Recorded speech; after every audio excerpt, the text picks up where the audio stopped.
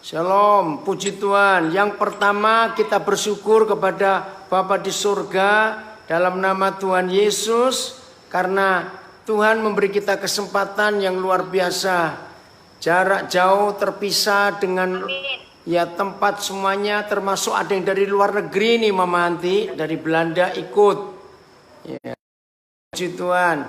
Yang kedua, semua kami yang di Papua sangat berterima kasih kepada Mama Anti Sulaiman, seorang ibu yang hatinya luar biasa, seorang ilmuwan, seorang pendidik, seorang intelektual yang luar biasa pengorbanan Papua. Anak-anak Papua yang sudah sukses bidangnya masing-masing karena perjuangan Mama Anti, kalian tidak boleh itu. Mama Anti Sulaiman ini luar biasa. Betul ya anak-anak Papua, kalian harus berterima kasih. Baik kepada host juga, terima kasih. Fakta Mama Anti itu fakta, nggak bisa disangkali. Hebat sekali, puji Tuhan. Nah karena Mama Anti lah sore ini kita bisa berkumpul bersama-sama lewat Zoom ini. Nah saya juga pakai Facebook saya, link Instagram saya. Ribut. Berbicara tentang Papua itu sangat kompleks. Kenapa kompleks? Mencakup semua hal. Masalah kesehatan yang belum pernah ada solusi dengan baik sampai hari ini. Masalah ketertinggalan, masalah keterbelakangan. Luar biasa. Belum lagi masalah politiknya. Memang kalau kita melihat secara fakta, Papua ini tetap mayoritas Kristen. Tetapi maaf saya harus berkata dan semua kita setuju dengan apa yang saya akan katakan. Peranan gereja belum maksimal. Maafkan saya. Katakan peranan gereja belum maksimal sebab kita yang di tanah Papua masih jauh lebih tinggi menghormati dan menggunakan dan hidup diatur oleh hukum adat daripada firman Tuhan. Nah, ini masalah. Semua daerah yang mengaku Kristen tetapi tidak lebih tinggi menjunjung hukum-hukum Tuhan yaitu firman-Nya, maka maaf saya berkata, si jahat masih lebih berkuasa di tempat. Nah ini peranan gereja yang belum, maka itu tidak sedikit. Saya harus ngomong ini. Tidak sedikit, lebih daripada 50% pernikahan yang seharusnya kudus diatur oleh firman Tuhan, tetapi tidak kudus. Karena ketika adat belum dipenuhi, maka majelis dan pendeta tidak tapi puji Tuhan, ya kita tetap berharap Tuhan Yesus yang menciptakan Papua, baik orangnya maupun tanahnya, kita percaya Tuhan Yesus tetap bertanggung jawab untuk itu. Belum lagi, maafkan, ini mesti jadi perhatian kita semua. Belum lagi masalah Papua. Bagi yang belum tahu tentang Papua, izinkan saya mengatakan ini. Sampai hari ini, masih ada istilah orang pantai dan orang gunung. Ibu bapak, saudara-saudara, selama masalah-masalah ini tidak bisa diselesaikan dengan baik, maka Papua akan terus tertinggal dan terpuruk. Tolong dicatat ini. Kompleks. Sangat menyedihkan. Sering kali saya berkata kepada orang-orang Papua asli, kalian ini hitam sama, keriting sama. Tapi kenapa masih membeda-bedakan wilayah? Kami orang pantai, kami orang gunung.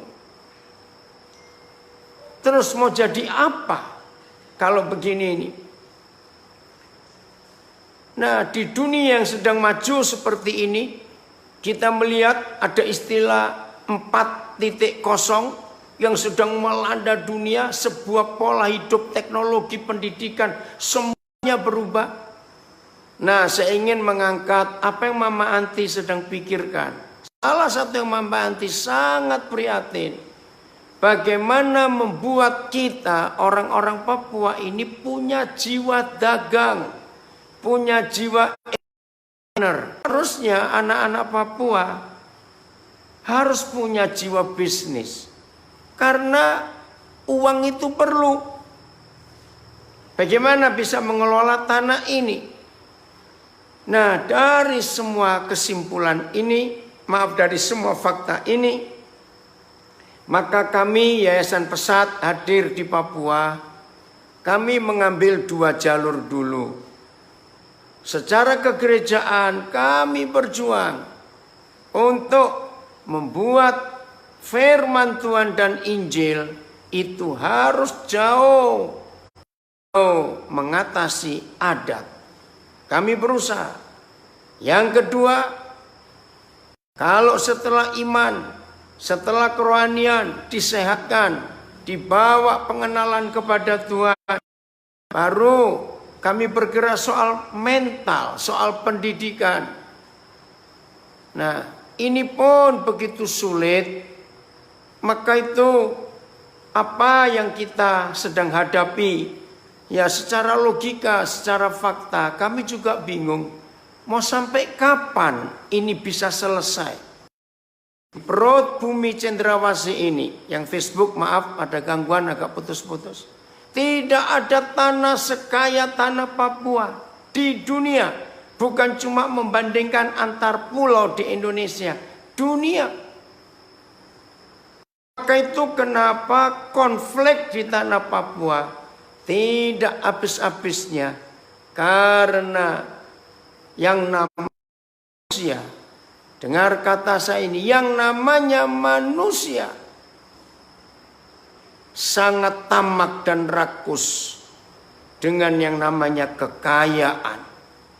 Nah, saudara-saudara, karena Tuhan menciptakan kekayaan Papua, lautnya, hutannya, tambangnya, mineralnya, luar biasa. Ini kaya sekali. Emasnya, lihat itu, belum yang lain-lain.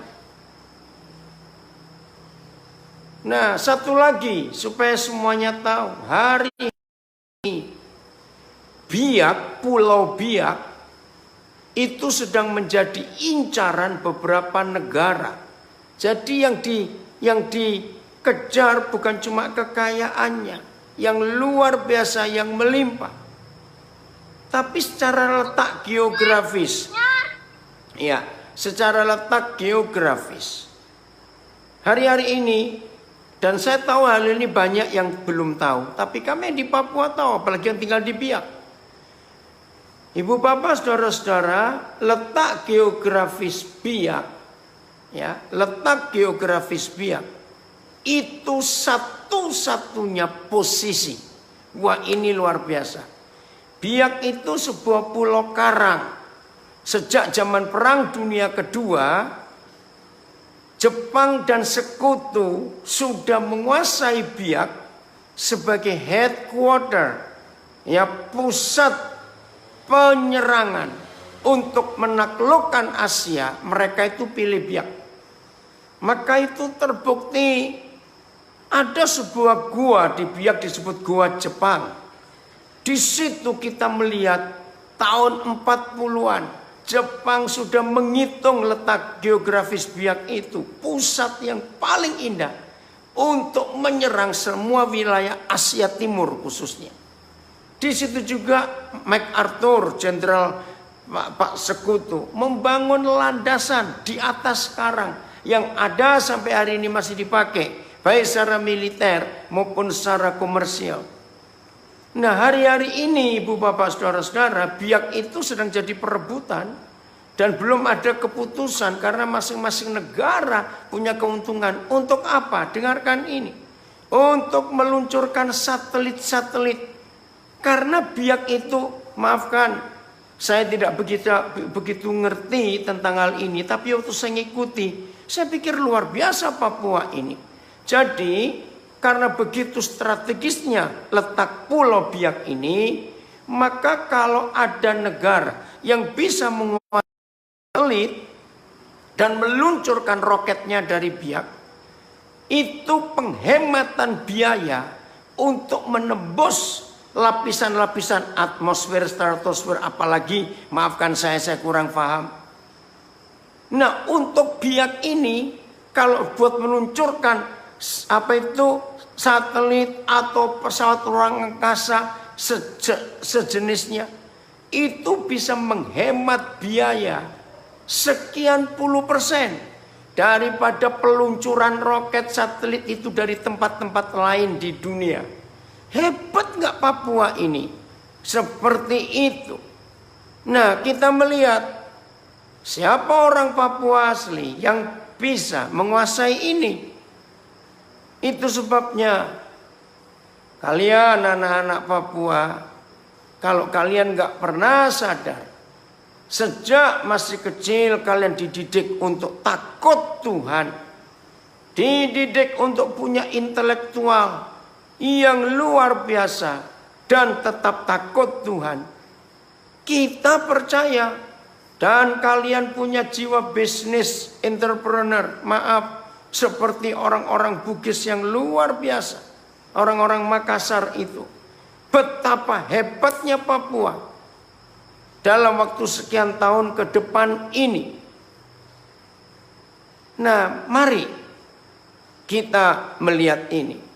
Nah, setelah sekian waktu saya di Papua, awal-awal ya, puji Tuhan bersama istri, kami bersama anggota tim, tanggal 17 Juli yang lalu, kami mensyukuri 25 tahun penyertaan Tuhan untuk pelayanan pendidikan berpola asrama yang pertama di Papua setelah zaman sending, zaman Belanda dulu. Saya masih ingat pertama kali pelantikan Bapak Barnabas Swebu menjadi gubernur Papua tahun 90 yang lalu. Maka kalimat pertama Barnabas Swebu katakan, kalau tidak ada pendidikan asrama di zaman sending, di zaman Belanda, maka orang-orang Papua nggak akan jadi seperti ini. Termasuk almarhum Bapak Yaakob Patipi, pokoknya tokoh-tokoh hebat yang ada di Papua ternyata dididik berpola asrama gereja-gereja dari Belanda waktu itu. Nah, pesat hadir karena kasih Tuhan melanjutkan visi dan ide gereja di zaman Belanda untuk mengasramakan anak-anak Papua di dalam pendidikannya. Puji Tuhan, kemuliaan bagi Tuhan. Sekarang ini satu-satunya anggota DPRD Provinsi Papua yang termuda adalah anak dari sekolah kami, pesat, di waktu itu Kecamatan Sugapa, Kabupaten Paniai. Sekarang sudah mandiri menjadi Kabupaten Intan Jaya. S1-nya dididik oleh Mama Anti, namanya Peniel Sani. Sekarang dia menjadi anggota dewan yang termuda. Maka itu di kantor dewan dia dipanggil bungsu. Puji Tuhan. Di Nabire ada kantor lembaga bantuan hukum, law firm, yang dimiliki oleh orang Papua asli. Pertama kali di Nabire, didirikan tahun 2017 yang lalu. Nah, satu-satunya kantor pengacara dan kantor pengacara yang pertama didirikan oleh orang Papua asli. Itu namanya Octavianus Tabuni, sarjana hukum. Dia adalah lulusan dari asrama TK, SD, SMP, Pesat. Lalu SMA-nya Saudara Okto ini lanjutkan ke Jogja. Lalu S1 hukumnya ada di Jogja juga. Sebentar lagi camat yang termuda sudah secara kertas sudah oke, tinggal tunggu waktu. Camat termuda di Kecamatan Sugapa, Biloga, yang menjadi ibu kota Kabupaten Intan Jaya. Itu anak dari TK Pesat juga. Namanya Oja, wah saya lupa famnya. Pagau, ya maaf. Nah, ayo kita berjuang melihat ke depan bagaimana ini. Nah, dengan melihat fakta yang seberat ini, betapa pentingnya kita di masing-masing bidang, di masing-masing kelebihan, kita bersama-sama untuk memajukan Papua dengan konteks baik secara hukum NKRI, baik secara Alkitab, baik secara hukum tradisi dan budaya yang ada di Papua. Kita bekerja bersama-sama untuk menyelesaikan tugas dan panggilan ini yang tidak gampang kalau lihat fakta-fakta yang ada. Belum lagi saudara yang belum tahu Papua, letak geografis tanah Papua ini unik. Maaf. Maka itu tidak ada tempat di dunia, bukan cuma Indonesia, di dunia. Ada berapa pilot yang saya kenal? Ya, geografis Papua ini unik. Kontur tanahnya, gunung, lembah, pantai unik. Nah, cerita sedikit keunikannya, maaf. Maka itu kecelakaan pesawat di dunia ini, maka Papua menempati urutan tertinggi yang paling banyak kecelakaan pesawat. Karena letak geografisnya. Secara kalau mendengar ini cukup mengerikan. Tapi kita bersyukur Tuhan ciptakan, pasti nggak ada yang salah. Maka itu ketika tahun 90-an, waktu itu masih dalam pemerintahan Orde Baru, Presiden Soeharto memaksa untuk membangun jalan tembus Trans Wamena Jayapura. Susahnya luar biasa. Kenapa? Karena harus dibangun jembatan-jembatan yang tidak sedikit. Dan jumlah penduduk yang sedikit juga itu sangat sulit. Nah, salah satu bukti ya waktu itu berapa kira-kira 10 tahunan yang lalu. Saudara mendengar, saya pertama kali ada pesawat namanya Susi Air masuk ke Nabire. Saya tertawa. Saya pertama bilang, kok ada pesawat cewek Susi Air. Belum kenal Ibu Susi, mantan Menteri Kelautan kita. Nah, yang buat kami kaget yang di Papua ya, loh, pilot-pilotnya itu 90 sekian persen itu pilot asing dan muda-muda, umurnya 20-an. Wah, kami heran. Nah, setelah itu kami baru tahu, karena sering masuk di YouTube, ya, sampai ada istilah gilanya pilot di Papua. Nah, begini saudara-saudara. Nah, saya pikir hebat juga ini Ibu Susi, kok bisa menggaji pilot asing. Ternyata bukan.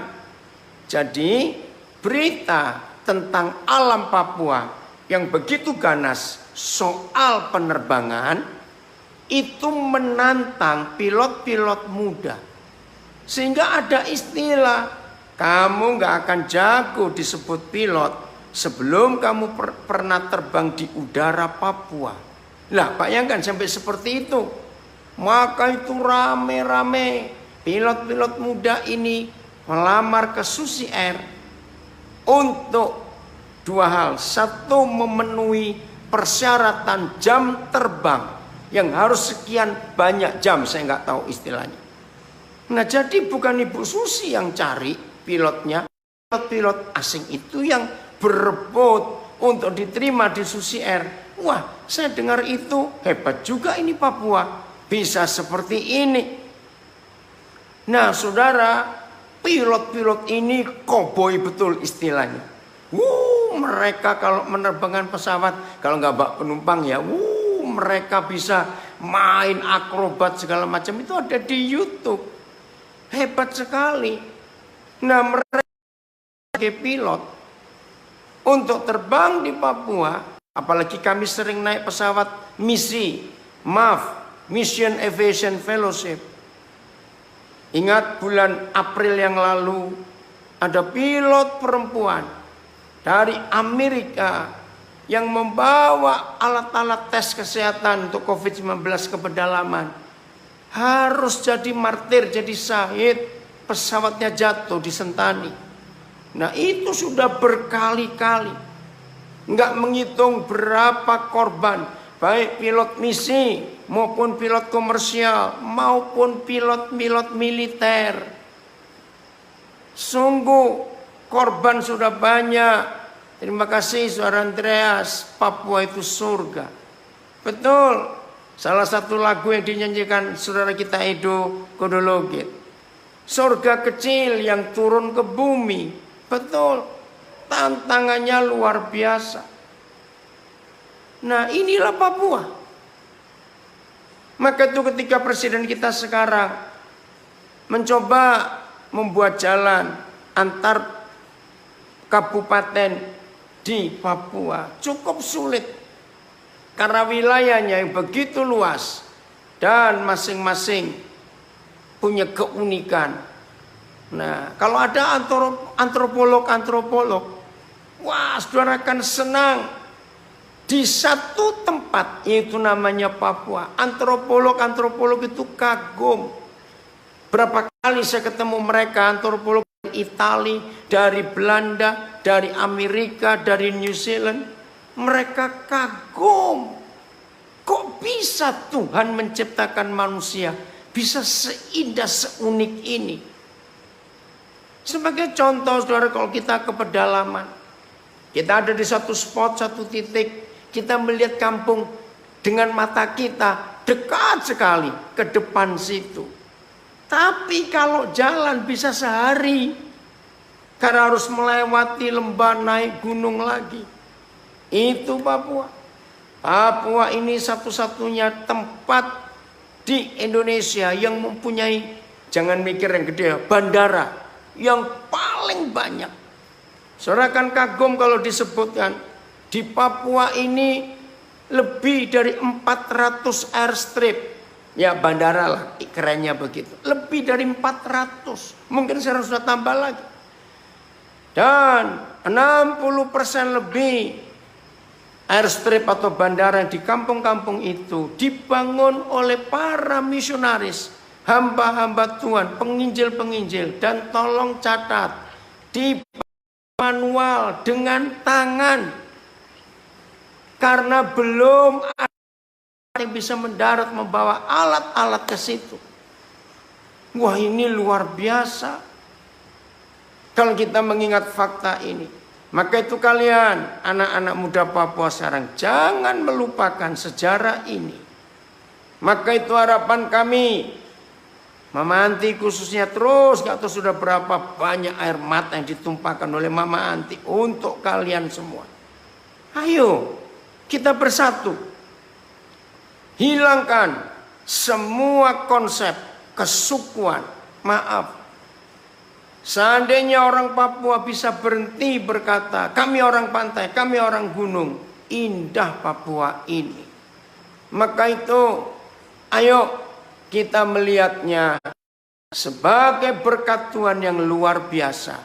Maka dengan demikian, Papua akan jadi berkat bagi dunia. Sebagaimana para misionaris sudah menetapkan Papua ini ujung bumi. Maka bangsa-bangsa akan diberkati lewat Papua. Oh, indah sekali. Terima kasih Tuhan Yesus yang sudah menciptakan Papua dengan segala keragaman, keunikan, kekayaan, dan semuanya. Belum lagi fauna floranya. Para ahli-ahli biologi dunia kagum dengan segala kekayaan alam Papua, fauna dan floranya. Wih, aduh, sudah nggak habis-habis kalau ngomong ini. Saya serahkan kepada adik kita Kogoya. Oke. Ya, amin Bapak, terima kasih banyak. Bapak. Yang kuat suaranya. Terima kasih banyak atas. Ya Bapak, Papi terima kasih banyak atas penjelasan Papi yang cukup luas Papi. Terima kasih sudah sedikit memberikan nasihat, sedikit memberikan pengetahuan bagi kami Bapak. Kiranya Tuhan memberkati Bapak dan yayasan sedang Bapak pimpin.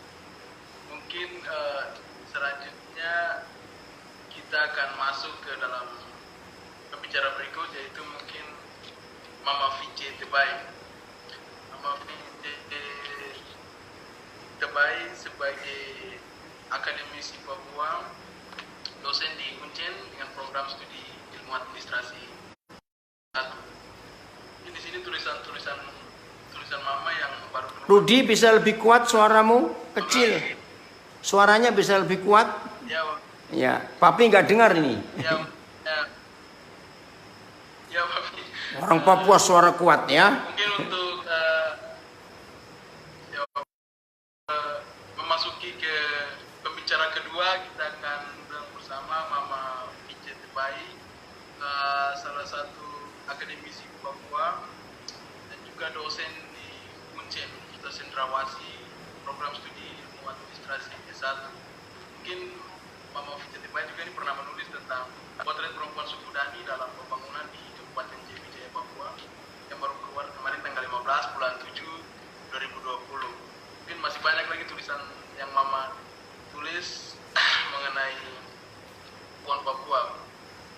Mungkin untuk itu kami memberikan waktu kepada Mama untuk memberi pemaparan sedikit mengenai pendidikan di tanah Papua hari ini dan nanti.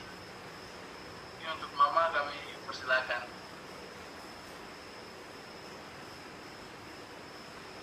Yang di Facebook, Instagram mudah-mudahan bisa kedengaran ya.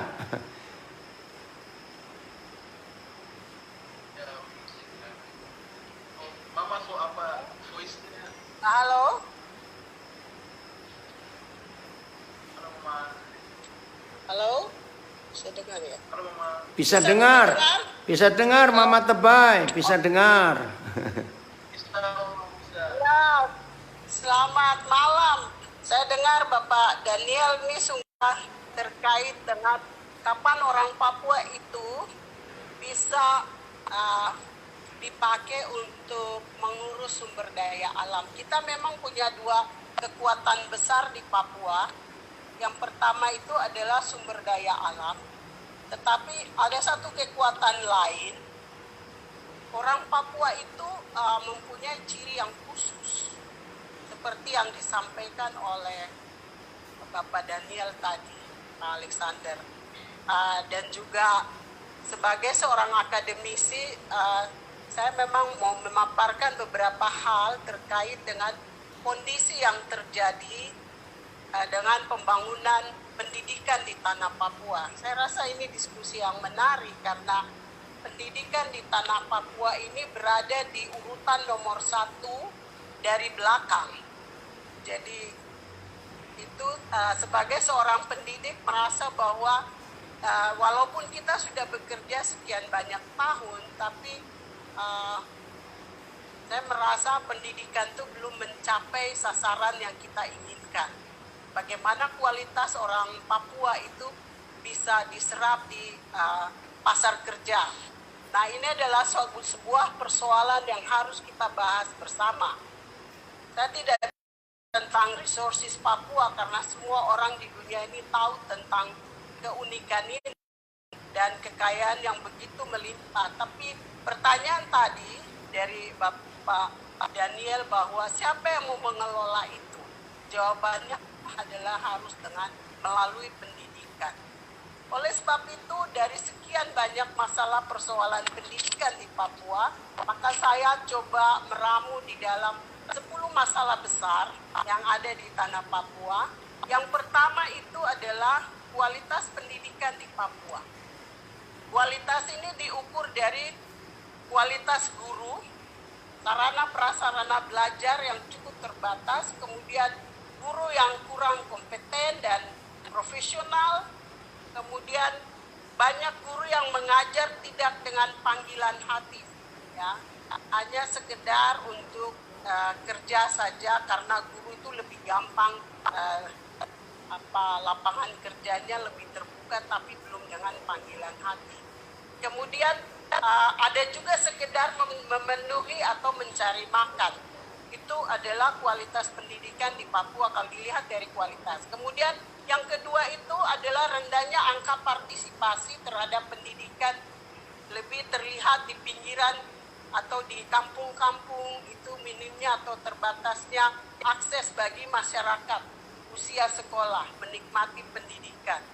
Banyak sekali juga pendidikan itu tidak berpihak, jadi adanya ketidakmerataan dalam akses pendidikan. Misalnya ketidakmerataan itu di kampung lebih laki-laki lebih banyak bersekolah, kemudian jarak sekolahnya terlalu jauh sehingga anak perempuan biasanya ditahan, anak laki-laki dikasih izin untuk pergi ke sekolah. Mungkin Pak Alexander tahu tentang itu. Kemudian ya, dibanding dengan kota, kebetulan saya di Jayapura, jadi animo atau tingkat partisipasi anak di dalam sekolah itu lebih tinggi.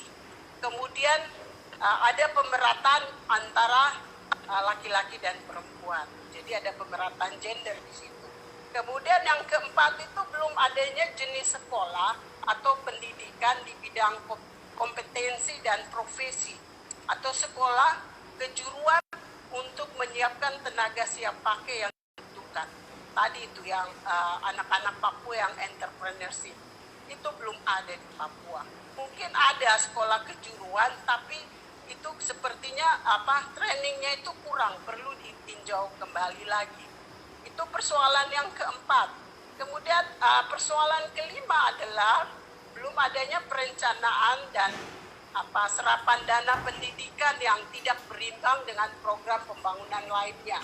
Misalnya pembangunan jalan itu lebih banyak dibandingkan pembangunan manusia di bidang pendidikan.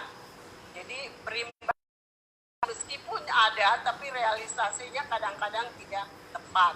Itu adalah perencanaan yang dan serapan dana pendidikan yang tidak berimbang.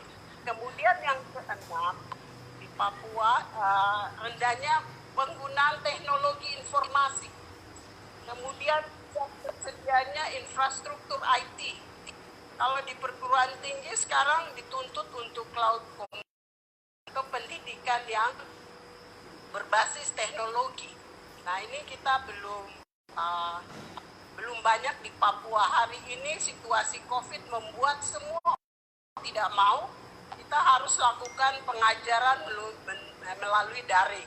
Tetapi teknologi informasi atau infrastruktur IT sangat rendah. Tuntutan hari ini harus semua dengan menggunakan IT. Sementara kualitas tadi pendidikan di nomor 1 itu masih terbatas. Kemudian yang ketujuh adalah pembiayaan bagi warga yang tidak mampu atau orang-orang miskin di Papua yang banyak. Biaya sekolah itu masih sangat mahal. Contoh kemarin penerimaan siswa baru itu banyak sekali teman saya dan beberapa orang atau di sosial media mengeluhkan tentang mahalnya biaya SPP ini. Kemudian yang kedelapan itu adalah adanya standarisasi atau standar pendidikan secara nasional. Ukuran yang sangat tinggi dan rumit misalnya dibuat oleh pendidikan nasional, sehingga mau tidak mau di Papua juga harus mengikuti standar yang diberikan. Sementara di sana sini masih sangat terbatas. Itu yang ke-8. Dan yang berikut Yang kesembilan itu adalah banyak sekali untuk sarana fisik pendidikan, misalnya kalau kita bicara sarana, terbatasnya banyak sekali sekolah-sekolah dan perguruan tinggi kita yang gedungnya rusak atau gedungnya disewa. Mereka menyewa di sekolah-sekolah SD, kemudian dibuka, diizinkan mendirikan sekolah dengan keterbatasan itu, memberikan ijazah. Kemudian tenaga-tenaga lulusan itu tidak diserap di pasar kerja, akhirnya menganggur dan bisa terjadi persoalan-persoalan sosial lainnya. Kemudian kepemilikan dan penggunaan media belajar itu masih sangat rendah di Papua. Seperti bisa diukur dengan ketersediaan buku perpustakaan yang tidak lengkap. Bukan cuma di sekolah dasar, tapi di sekolah, di perguruan tinggi juga masih sangat minim. Misalnya satu fakultas seperti di tempat saya, satu fakultas kita hanya punya satu perpustakaan, ya, dengan ribuan mahasiswa. Nah, ini tidak memadai. Harusnya setiap prodi itu mempunyai perpustakaan sesuai dengan standar nasional yang diminta dalam rangka akreditasi prodi tersebut. Kemudian laboratorium juga tidak mempunyai standar yang baik di Papua. Kemudian pemakaian teknologi informasi tidak memadai dan sebagainya. Kemudian lagi masih banyak sekolah yang tidak memiliki gedung sendiri, tidak memiliki banyak hal yang menunjang proses pembelajaran. Itu kalau kita runtunkan, maka terlalu banyak sekali hal-hal yang kita bisa identifikasi lemahnya sistem pendidikan di tanah Papua. Menurut saya, kita harus buat solusi juga terhadap hal-hal yang kurang mendukung pendidikan di tanah Papua. Jadi dari 10 hal besar tadi kalau kita runtunkan, maka kita mengajak pemerintah atau pihak-pihak pemerhati pendidikan di tanah Papua ini sama-sama menyatukan persepsi. Yang saya lihat masing-masing orang membawa sekolah di tanah Papua, baik itu sekolah Kristen atau sekolah Muslim, buka sekolah di tempat di mana sekolah lain ada. Belum ada sinergitas antara pemerhati pendidikan di tanah ini. Masih berjalan sendiri-sendiri. Oleh sebab itu perlu ada grand design pendidikan di tanah Papua. Baik itu pendidikan dasar. Nah, pendidikan dasar ini paling penting. Pendidikan 9 tahun, kemudian pendidikan 12 tahun. Pendidikan dasar ini di tanah Papua saya mendorong kepada siapa saja yang mendengar maupun pemerintah, tolong memperhatikan ini karena kita menyiapkan anak-anak bangsa melalui pendidikan di atas tanah Papua ini, ya, dengan perencanaan strategis yang harus dikembangkan. Pendidikan dasar kita harus disusun secara terencana, mulai dari bagaimana kualitas guru, sarana sarana, kemudian guru-guru itu punya kompeten dan profesional di dalam bagaimana mengembangkan atau mengajar anak-anak kita. Kalau pendidikan dasar kita lemah, terus terang saja kami di perguruan tinggi, khusus di Universitas Cendrawasih, kami masih menemukan anak-anak kami yang tidak bisa menganalisis sebuah persoalan. Padahal di tingkat universitas itu dia sudah harus menganalisa untuk menyelesaikan sebuah solusi. Tetapi karena minimnya kemampuan anak-anak kami, maka tidak bisa kami lakukan hal itu. Kami tidak menyalahkan anak-anak didik kami, tapi kami menyalahkan sistem pendidikan yang ada di tanah ini, yang kurang berpihak. Oleh sebab itu pendidikan dasar ini harus penting. Ya, pendidikan 9 tahun, pendidikan 12 tahun, baik SD, SMP, dan SLTA. Perlu dibuat sekolah-sekolah. Entah mau pola asrama, sesuaikan dengan kebutuhan. Kemudian dari data yang kami peroleh 2018 menurut teman-teman dari FKIP itu adalah kurang lebih ada ratusan ribu, 200 200.000 anak muda Papua yang lulus dari SLTA yang tidak bisa menyambungkan pendidikan ke perguruan tinggi. Oleh karena apa? Pendapatan orang tua yang sangat minim, di bawah dari UMR. Pendapatan mereka rata-rata di bawah 1 juta, itu tidak mungkin mereka menyekolahkan anak-anak mereka. Begitu banyak penganggur yang terjadi. Sekolah boleh banyak di Papua, ini sekolah paling banyak. Tapi kualitas sekolah ini harus direncanakan dengan baik. Nah, ini kita menciptakan anak-anak yang putus sekolah, mempunyai keinginan untuk perguruan tinggi, tapi anak-anak itu tidak punya uang untuk datang sekolah, baik Papua dan Papua Barat. Data ini sudah jelas menunjukkan bahwa anak usia tamat SMA tidak melanjutkan pendidikan di jenjang perguruan tinggi.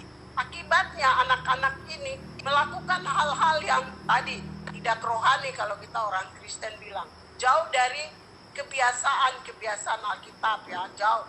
Dan mereka membiasakan diri mungkin dengan mabuk, oleh karena mereka kadang-kadang juga stres dan masalah-masalah sosial lainnya bisa terjadi. Nah, solusinya dari saya adalah menyikapi pendidikan di tanah Papua. Semua pihak yang pemerhati pendidikan, pemerintah, semua stakeholder harus duduk bersama-sama. Susun strategi pembangunan yang betul-betul terkait dengan kebutuhan dari orang Papua. Dan mendorong supaya harus ada tenaga-tenaga seperti yang tadi disampaikan oleh Pak Pendeta, bahwa kekayaan yang begitu luas, begitu banyak itu akan dikelola oleh siapa. Nah, karena itu saya mengharapkan supaya harus ada sebuah konferensi pendidikan di tanah ini, khususnya pendidikan dasar. Ya, boleh pemerintah mengirim anak-anak kita untuk kuliah ke luar negeri, itu boleh, sangat boleh. Tetapi sebaiknya kita perbaiki dulu kualitas pendidikan dasar kita, sehingga kita tidak menerima sampah-sampah atau lulusan-lulusan SMA yang dikasih ke universitas. Ya, terpaksa Bapak Ibu mendengar sekalian, kami selalu berdebat untuk meluluskan anak-anak itu, karena itu tanggung jawab kami untuk meluluskan anak kami. Tapi yang membentuk karakter mereka, yang membentuk kualitas belajar dan kemampuan mereka ada di sekolah dasar. Perlu ada guru-guru yang kompeten dan profesional untuk membangun tanah ini. Ya, boleh siapa saja datang bawa sekolah di tanah kami, tapi harus yang berkualitas dan sesuai dengan kebutuhan orang Papua. Ya, kebutuhan orang Papua hari ini adalah saya beberapa 5 tahun lalu saya bekerja, ya beberapa sampai hari ini juga masih bekerja dan Freeport dan YP Maka di sana. Saya lihat, saya bertanya kepada salah satu Vice President, kenapa ya orang Papua tidak bisa banyak masuk ke PT Freeport? Dia katakan bahwa sangat sulit untuk menerima orang Papua yang lulusannya sangat spesifik, misalnya teknik ataupun lulusan-lulusan yang kurang bagi orang Papua. Oleh sebab itu sekolah-sekolah SMK ini perlu kita dorong supaya anak-anak kita ini bisa diserap, kemudian mereka bisa masuk ke pasar kerja. Saya juga begitu, ya sebagai pendidik saya merasa ya dapat kritik seperti itu. Sepertinya ini kritik yang luar biasa. Saya merasa bahwa saya tidak berhasil, tetapi ini bukan karena lulusan dari universitas saya atau universitas tinggi atau dimanapun tidak berhasil, tapi ini sistem yang salah. Oleh sebab itu kesalahan sistem ini mari kami sama-sama ya memperbaiki dengan membuat sebuah grand design pendidikan yang model kepapuaan. Kemudian untuk pemerintah Indonesia tidak memaksakan semua program pendidikan itu dengan sistem centralized. Jadi mohon supaya ada juga sistem dan kurikulumnya itu yang disesuaikan dengan kebutuhan di tanah ini. Kalau memang anak-anak kami bisa diserap di pasar kerja. Kasih sekolah-sekolah yang seperti Belanda dulu, orang tua kami dulu sekolah. Jadi mereka itu tidak full dengan teori, tapi mereka dikasih prakteknya. Jadi sekolah 60% itu ada di lapangan, kemudian 40%. Jadi sebenarnya tujuan pendidikan itu kan hanya bagaimana seseorang itu bisa baca, melek huruf, melek angka, melek warna, kemudian seseorang itu bisa menghasilkan kesejahteraan hidupnya. Tapi di Indonesia ini sekolah kalau selesai, kalau kita jadi S3, rame-rame cari S3, tapi S3-nya kita tidak bisa pakai. Oleh sebab itu, mari bersama-sama dengan kami semua pemerhati pembangunan, buatlah sebuah perencanaan strategis, sebuah grand design yang bagus, memajukan tanah Papua ini, karena tanah ini memiliki kekayaan yang luar biasa. Biarlah anak-anak kita ke depan, generasi Papua ini juga merasa dan mengelola hasil usahanya sendiri, ya, karena mereka punya kemampuan, tidak kalah dengan teman-teman kita dari luar Papua. Itu baru namanya kita ikut mencerdaskan anak bangsa di Papua. Kalau kita cari sekolah yang disamaratakan, tidak sesuai Tuhan di sini, saya rasa itu buang-buang uang. Jadi kesimpulan dari saya, masalah pendidikan di Papua dengan 10 persoalan yang tadi saya sudah berikan kepada kita semua, mari kita ambil positifnya adalah mari grand design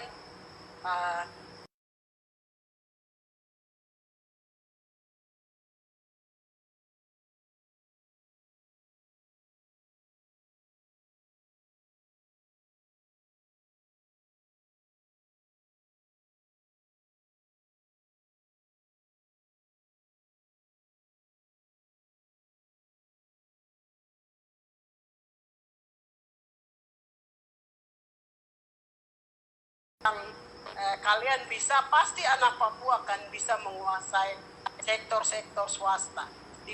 Ke depan pasti akan ada sekolah-sekolah yang berbasis kompetensi di mana mereka kita siapkan untuk merebut pasar kerja dengan profesi sekolah kejuruan yang cukup baik, menyiapkan tenaga yang cukup baik dengan kebutuhan yang kita bisa meningkatkan taraf anak bangsa, anak didik kita di tanah Papua untuk mencerdaskan kehidupan bangsa. Demikian dari saya.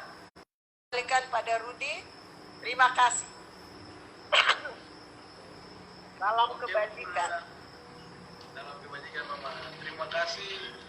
Terima kasih kepada Mama Vice Tebai yang sudah sedikit menjelaskan persoalan Papua dari kacamata akademis. Mungkin berikutnya kita akan masuk ke narasumber berikutnya, itu Mama Anti Sulaiman. Mungkin Mama ini sudah sejak tahun 84 di Papua. Mama sudah berada di Papua sejak 1984.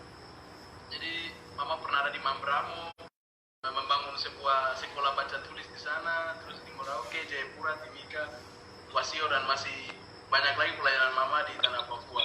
Jadi waktu dan tempat saya persilakan kepada Mama kita, Mama Anti, untuk sedikit memberikan pandangan mengenai persoalan pendidikan di tanah Papua. Terima kasih, Mama.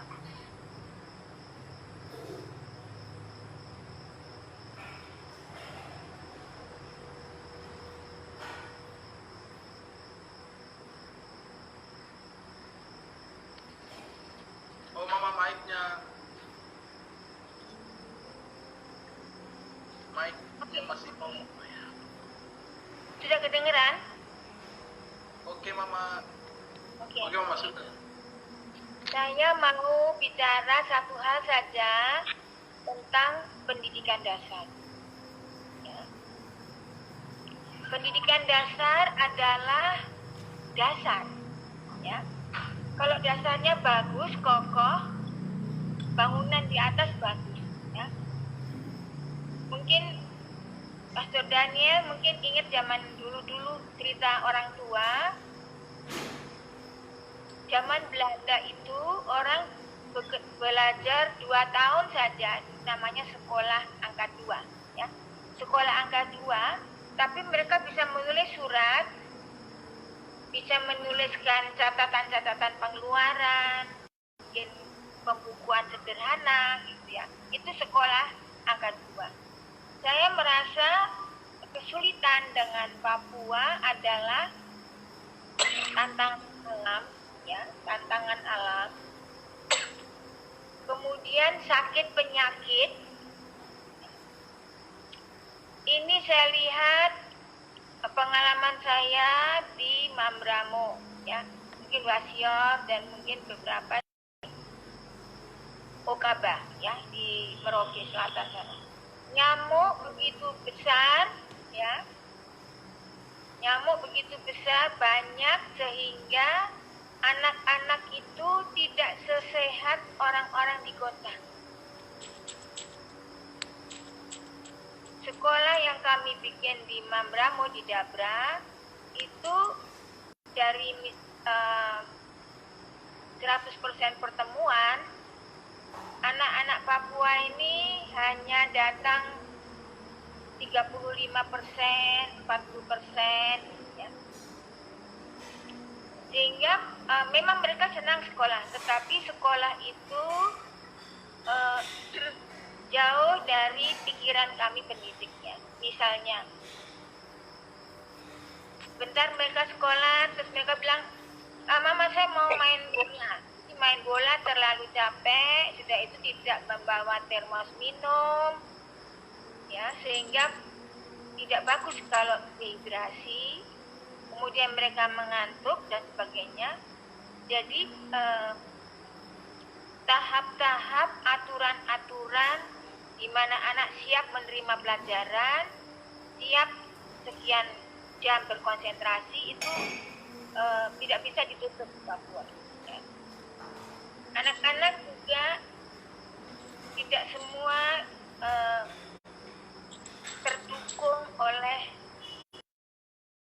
ya. Ada keluarga yang di Papua kan tidak banyak saya bicara di pedalaman, ya, bukan di kota Jayapura, kota Biak. Anak-anak tidak begitu terdukung oleh orang tua. Pertama, orang tua juga belum begitu mengerti apa itu sekolah. Sehingga anak-anak berangkat saja, tidak ada, seolah-olah tidak ada dukungan dengan lunchbox kah, minum apakah, tidak. Tapi mereka sangat alamiah pergi sekolah. Di sekolah, misalnya di Dabra, ya, satu sekolah besar dengan 6 kelas, ya, 2 gitu. Gurunya 1, yang tercatat memang 6 orang, tapi yang ada cuman saya lihat itu Pak Bigome itu, Pak Yoko Bigome, ya. Pak Bigome ini juga direpotkan dengan mempersiapkan makanan dia, karena bukan karena apa ya, tapi karena memang tidak dijual makanan seperti kita di sini dijual di warung ini, warung itu. Makanan tidak ada, jadi dia harus mempersiapkan makanan, walaupun itu ubi, tapi dia juga harus jaga apinya supaya tidak membakar yang lain-lain. Jadi guru direpotkan oleh mempersiapkan makanan, membersihkan rumahnya, mencari kayu bakar, ya. Belum lagi mempersiapkan pelajaran-pelajaran itu pada waktunya, karena kalau matahari sudah hilang juga hilang penerangan, ya. Itu. Belum anak-anak ini biasanya mereka punya malaria, sehingga kalau hujan, cuaca tidak mendukung, mereka tiba-tiba sakit panas atau diare begitu, ya. Ini juga menghambat proses belajar mengajar. Selain yang dikatakan oleh Mama Pinja tadi, buku tidak ada, ini tidak ada, sehingga kita harus menggambar di tanah atau di papan tulis. Misalnya kita bicara tentang lahar, gunung meletus, kita harus mendeskripsikan sebegitu rupa sehingga mereka bisa membayangkan. Selain itu di Papua itu pendidikan anak-anak sekolah dasar ya oleh papa dan mama, papa pergi kerja ke sana, mamanya ke sana. Anak-anak ini sejak kecil seolah-olah menjadi orang yang dipaksa mandiri. Anak di sekolah dasar yang mungkin 8 tahun, 9 tahun, itu di atas dia ada kakaknya, di bawahnya ada adik-adiknya. Ya. Sehingga mereka yang pergi sekolah ini sudah harus memutuskan sendiri berangkat atau tidak.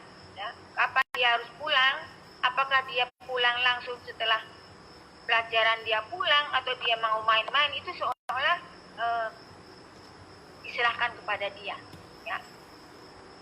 Kadang-kadang anak-anak kita suruh pulang cepat karena mereka masih merasa enak di sekolah, lalu mereka main bola sampai menunggu lapar. Jadi makan juga tidak teratur.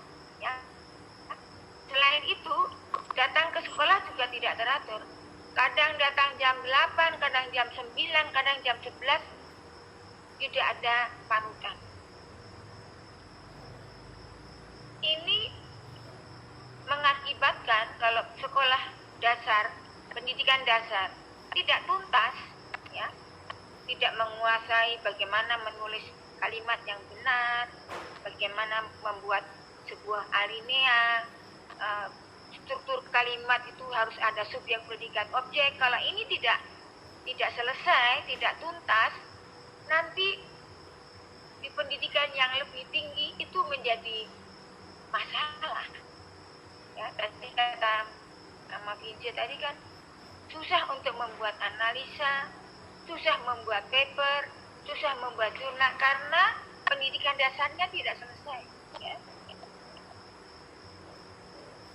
Saya merasa ya tantangan alam juga besar, ya, tantangan alam. Saya mengajar di pinggiran Mambramo, Sungai Mambramo itu, ya.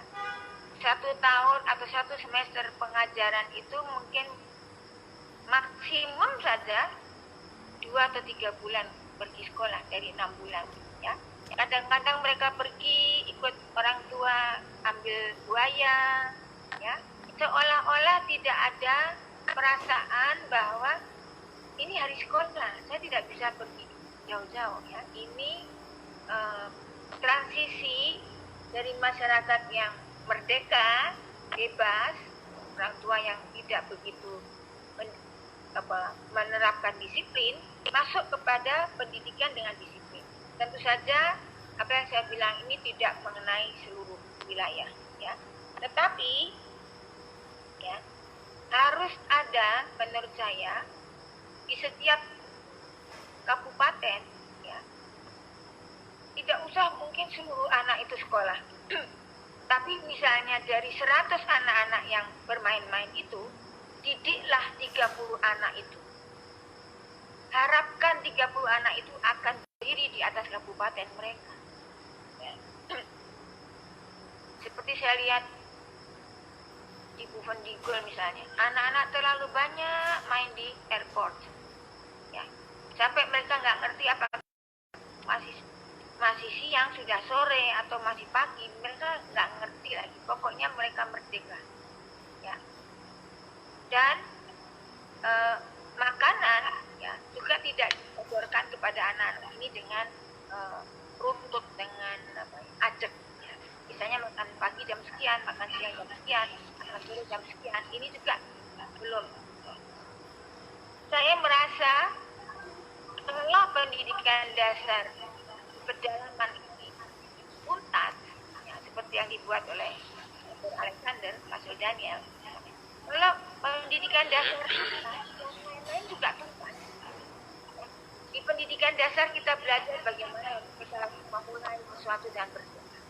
Untuk mencegah saya tidak main-main waktu, saya tidak main-main dengan posisi saya. Kalau itu tidak ada disiplin, maka kami orang-orang yang sudah dewasa ini akan gampang memainkan waktu, akan gampang memainkan uang orang, akan gampang memainkan tanggung jawab. Pendidikan dasar harus selesai, terserah SMA, terserah seperti zaman Belanda. Sekolah angka 2 itu menyelesaikan persoalan administrasi Belanda yang merepotkan itu. Sekarang di Papua banyak pemuda-pemuda menjadi sarjana-sarjana tetapi dengan tanggung jawab yang kurang. Saya merasa pendidikan dasar menjadi ujung tombak dari pendidikan di Papua. Tolong untuk pemerintah tidak usah terlalu muluk-muluk mendirikan banyak universitas di setiap kabupaten, tetapi bangunlah pendidikan yang serius di pendidikan dasar di setiap kabupaten. Misalnya di kabupaten ada 10 sekolah yang sangat serius SD-nya, ya, yang sangat serius. Bagaimana anak-anak berkuasa atau menguasai 3 hal: baca, tulis, hitung dengan hebat. Kalau ini selesai membaca, mereka akan bisa membaca buku dengan puas, berbahasa asing dengan gampang, dan menjadi orang-orang yang punya energi untuk menganalisis masalah. Saya mendukung keinginan dari Mama Vince tadi untuk melakukan konferensi pendidikan Papua. Ya, siapakah sponsornya? Tapi mungkin konferensi pendidikan Papua itu harus dilakukan. Belum pernah ada konferensi pendidikan Papua. Yang kedua, saya memohon setiap bupati dalam kampanyenya itu berkampanyelah untuk sekolah dasar, pendidikan dasar. Ya, bagaimana dibuat pertanyaan, bagaimana dibuat begini. Itu saja, Rudi. Terima kasih.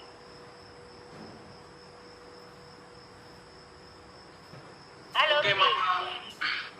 Oke, Mama. Terima kasih atas pemaparan Mama yang dimana sedikit menjelaskan mengenai anak usia dini di Papua dalam mengemas pendidikan.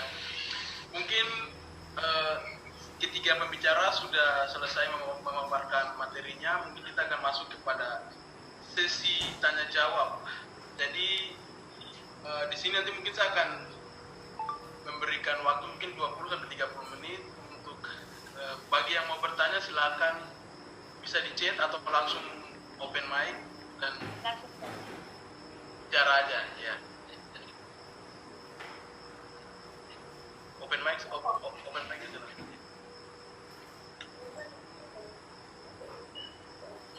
Halo, selamat malam.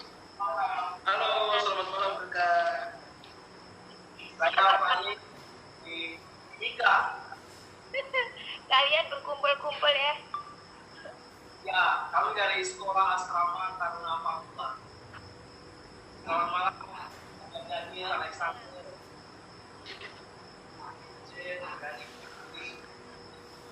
Suaranya bisa Mic-nya, lebih kencang, mic-nya. ya. Suaranya tidak jelas. Sudah didengarkan suara saya? Sudah. Teriak ya.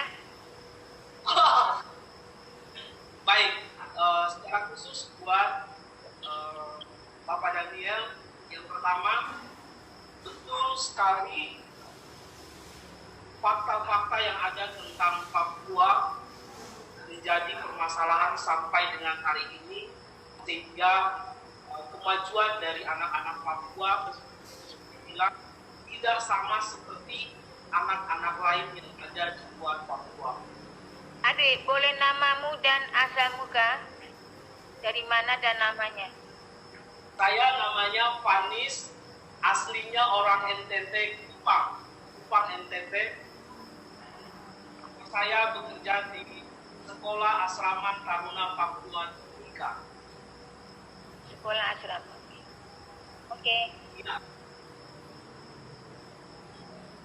Baik, sudah bisa saya lanjutkan? Oke. Bapak Daniel, fakta-fakta itu semua tahu bahwa itu terjadi sampai dengan hari ini. Termasuk kami yang ada di tanah Timika, di tempat ini,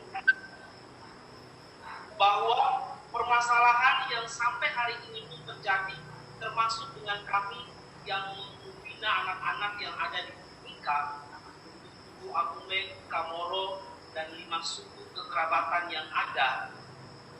Membedakan lokasi itu hal yang memang sangat melekat sekali dengan anak-anak.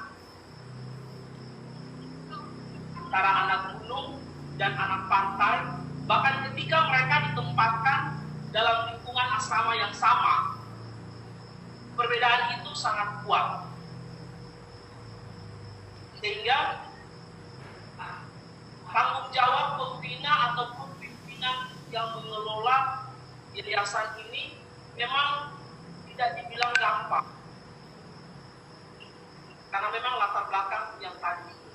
Nah, yang mungkin sebagai masukan di sini adalah juga untuk bertanya kepada Bapak Ibu yang memang lebih berpengalaman dalam pendidikan anak-anak yang ada di Papua.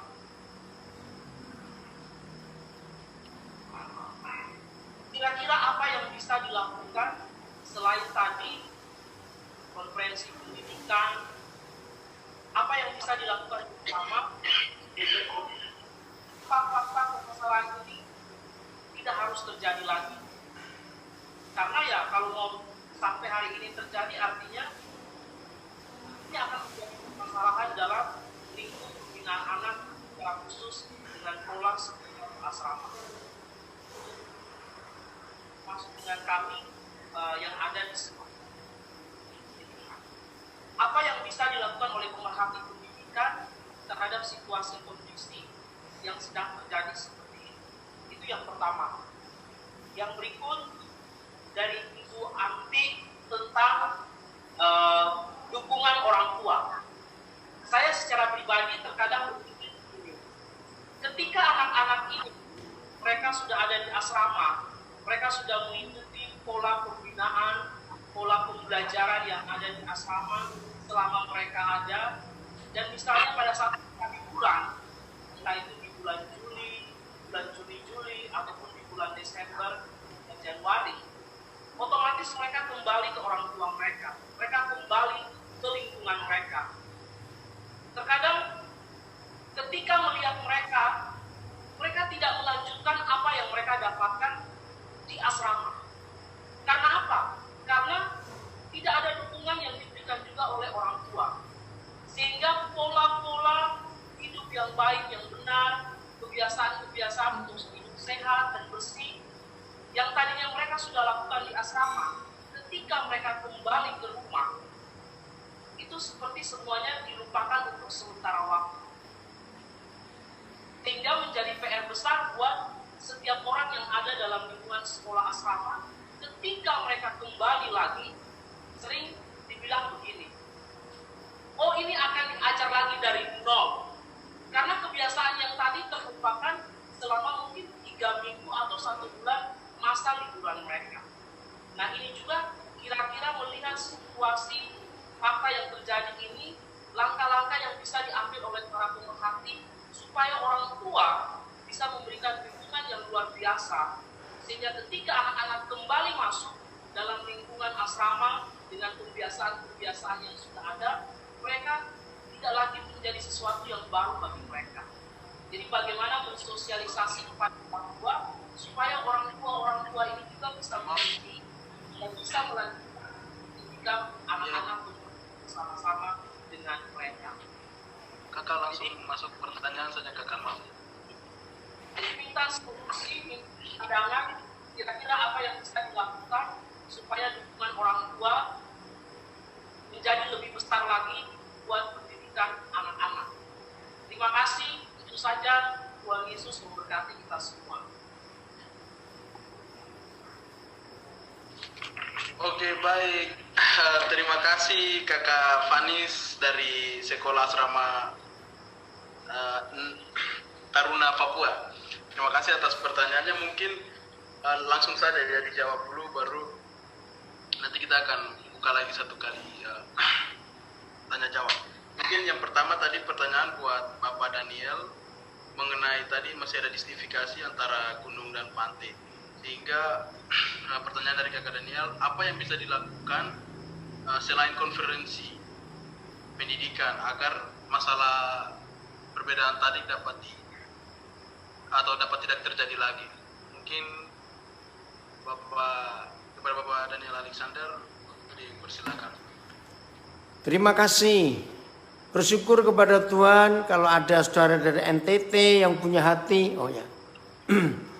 Bersyukur kepada Tuhan kalau ada saudara kita dari NTT yang punya hati untuk pendidikan di Papua. Ya, terima kasih juga saya dapat kesempatan ini. Ya, Mama Tebay, Mama Anti, uraiannya luar biasa. Kita sepakat pendidikan dasar itu fondasi. Mari kita kuatkan. Terima kasih untuk saran ini. Dan mari semua kita yang mengasihi Papua dan saudara dan saya tinggal di Papua, mari tetap sepakat semangat bahwa mengutamakan pendidikan dasar. Terima kasih. Ini fakta yang ada. Nah, untuk menjawab pertanyaan tadi, bagaimana caranya supaya kita ini di Papua enggak terkotak-kotak dengan kata pantai dan gunung? Maka yang pertama tugas ayah, ibu, papa, mama di rumah. Yakinkan anak-anak kita bahwa kita ini bersaudara. Bukan wilayah gunung dan pantai yang dipersoalkan. Itu harus ada dari rumah. Karena anak-anak sangat tergantung dengan suara dan kata-kata papa mamanya. Yang kedua dari gereja. Mari, karena sampai hari ini gereja masih jadi pusat semua kegiatan kehidupan masyarakat di Papua. Bersyukur untuk itu. Maka para majelis, para gembala, para pendeta, kita semua yang terlibat meyakinkan jemaat bahwa enggak ada bedanya pantai dan gunung. Kita ini semua anak-anak Tuhan. Yang kedua, bagian pemerintah, baik yang menjabat kepala distrik, ya, kepala daerah, bupati dan sebagainya. Ayo yakinkan kita ini bersaudara. Kita nggak bisa dikotak-kotakan untuk membedakan pantai dengan gunung. Kita harus bersatu. Ya, katakan. Kamu gabung juga. Nah, itu dari saya. Jadi harus melibatkan semua lini dalam kehidupan masyarakat. Dimulai dari keluarga, keluar ke gereja, lalu ke tokoh-tokoh masyarakat dan pemerintah. Itu sementara dari saya dulu.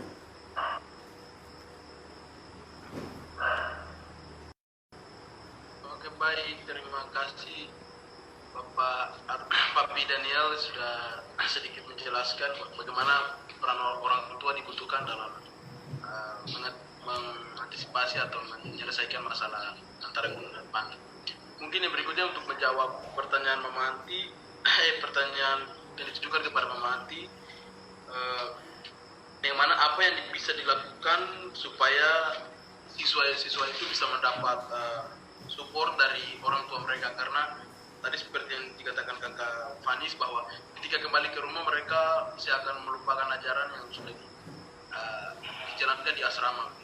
Mungkin untuk Mama, silakan. Memang tantangan pendidikan di Papua itu khusus ya. Yang saya lakukan, kita punya pertemuan dengan orang tua. Ya. Pertemuan dengan orang tua itu pada hari Kamis saya itu mengunjungi rumah-rumah, ya.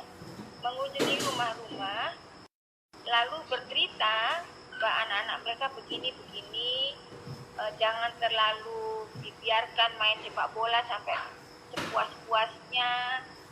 Lalu juga supaya ada buku yang disimpan di salah satu pojok rumah, dan setiap kali minta buku baru, pensil baru, semua karena yang lain-lain hilang.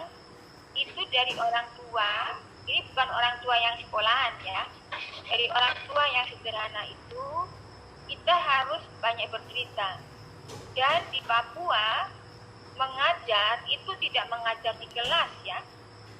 Di Papua mengajar itu adalah berbicara tentang keadaan anak-anaknya dan apa yang akan terjadi ke depan ya. Misalnya karena biasanya ayah tidak begitu peduli ya, tapi yang sangat peduli adalah biasanya ibu.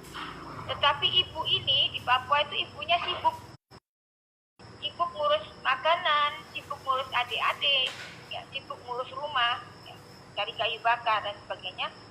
Jadi kita sambil bermain di rumahnya itu, kita terus yakin bahwa saya ini tidak hanya bertamu biasa, saya ini sedang memberi penguatan, memberi wawasan kepada orang tua. Jadi obrolan pada waktu kita bertamu itu obrolan yang bertema, ya, yang bertema. Jadi obrolan tentang bagaimana anak-anak kita ke depan, bagaimana kebun kita ini tidak akan seperti ini saja. Kebun kita ini akan diubah menjadi kebun yang produktif, ya. Itu yang menyebabkan orang tua di Mambramu sana itu mulai bercocok tanam dengan kotak-kotak. Ya, misalnya di sini dia bikin tomat, di sini dia bikin kacang tanah, di sini dia bikin kangkung bayamnya. Itu mulai diajarkan, diomongkan, dipercakapkan, sehingga orang tua merasa senang bahwa anaknya masuk dalam barisan pembangunan itu. Ya. Tentu saja semua percakapan ini harus dilakukan tadi yang istilahnya Mama Vince tadi, harus dilakukan dengan hati, ya. Saya tidak boleh menjadi cepat lelah, tidak boleh menjadi cepat jengkel karena mama ini ulang-ulang dikasih tahu, ulang-ulang tidak ngerti. Itu tidak dibolehkan sama sekali ya di Papua. Kalau di Jakarta boleh, wah ibu ini menjengkelkan sekali. Di Papua tidak boleh, karena satu kali kita tidak berhasil, dua kali, pada keempat kali atau kelima kali kita pasti berhasil. Karena seperti pikiran Papi Daniel itu, Tuhan itu menyertai pekerjaan kayak gini di Papua. Mungkin di tempat lain tidak, tapi di Papua penyertaan Tuhan itu nyata. Jadi anak-anak yang pekerjaannya tahun pertama, kedua terus main-main, bermain di luar, pada tahun ketiga itu sudah tidak suka main, sudah suka membaca, sudah suka menggambar, bahkan merancang kandang ayam. Jadi mereka sudah mulai, kami bawa ayam dari Jayapura, mulai mengandangkan ayam dan bikin kandangnya. Babi juga tidak lagi dibiarkan begitu, anak-anak mulai bikin kandang babi, dan itu dilakukan setelah pulang sekolah. Karena di sekolah kita punya 5 babi. Jadi pendidikan yang simultan, pendidikan dan pemberdayaan sosial itu sekaligus gitu ya Pak Fanis. Terima kasih Pak Fanis sudah melayani di desa mana ya? Di Singa kah atau di Timika atau di mana?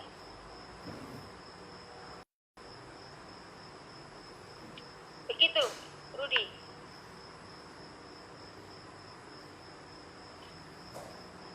Baik Mama, terima kasih atas penjelasan Mama mengenai apa yang ditanyakan. Mungkin Kakak sudah jelas ya Kak mengenai apa yang disampaikan oleh Mama dan Bapak Daniel. Untuk pertanyaan berikut atau untuk sesi berikutnya saya mungkin akan membuka lagi. Jadi yang mau bertanya langsung saja pakai pertanyaannya, tidak usah menjelaskan lagi. Baik, terima kasih. Mungkin ada yang bertanya langsung saja di voice. Oke, Mama Adriani. Oke, silakan. Ya, selamat. Saya Andriani ya. Sekarang tinggal di Jakarta. Saya mengelayani di Papua Ministry, walaupun baru tapi saya sangat senang. Saya mengenal Joshua di Luka di sini ya, sama Rudi Kagoya saya mengenal. Baik, saya cuma mau sharing sedikit. Kebetulan adik saya punya anak angkat, Robert, yang Papua asli. Jadi ketika dia tiba di Solo, itu adik saya ini mengangkat anaknya di Solo, umur 12 tahun dan belum bisa baca. Akhirnya dia minder. Nah, tapi ketika kemudian diajarin terus, dia udah bisa baca, tidak lagi minder. Dan terbukti juga prestasi sekolahnya bagus. Kemudian dia olahraganya sangat bagus. Dia menang lomba lari dan lomba jauh. Kemudian dia musiknya sangat bagus, sehingga dia sekarang tampil di mana-mana. Maksud saya gini, mempunyai PD yang bagus gitu. Saya kok kemudian terpikir ya, pagi ini barangkali kalau ada mendidik anak dengan contoh, dan dia juga si Robert ini juga bagus sekali ya pergaulannya dengan teman-teman itu, dengan teman-teman yang lain gitu ya. Nah, maksud saya gini, saya langsung kepikir, jangan-jangan kalau kita bisa nggak harus adopsi ya, tapi strategi foster parent gitu. Jadi ada anak-anak Papua yang tinggal di beberapa keluarga, tentu keluarga yang harus harmonis ya. Itu beberapa tahun di situ kita mengenal kehidupan, cara tutur kata yang baik, tingkah laku, itu akan mengubah gitu. Barangkali ini kepikiran saya, mungkin ini saya mau tanyakan, apakah mungkin, kalau emang itu mungkin, barangkali bisa beberapa banyak dilakukan seperti itu, kita melakukan foster parent gitu. Jadi membawa anak-anak ke sini, kemudian setelah dia kuliah di sini bisa membangun Papua gitu. Tapi mungkin harus dari muda ya, sebelum karakternya terbentuk, dia lebih mudah terbentuk gitu. Itu pendapat saya. Saya mau bertanya aja apakah itu mungkin gitu. Terima kasih.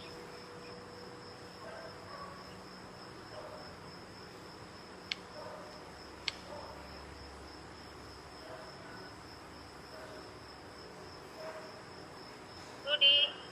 Oke, mungkin Mama mau langsung jawab kak? Yang jawab. Oke Mama, silakan. Video. Oh, itu Mama Fitri. Atau saya cerita dulu ya pengalaman. Mati ya. Oke. Saya juga punya anak ya, mengambil anak. Itu satu dari Wasior ya. Aku pikir kami itu umurnya 6 tahun ya. Umurnya 6 tahun. Ya, sudah SMA kelas 3 ya. Awalnya memang susah-susah gitu ya, namanya Pascalina. Sore dari Wasior.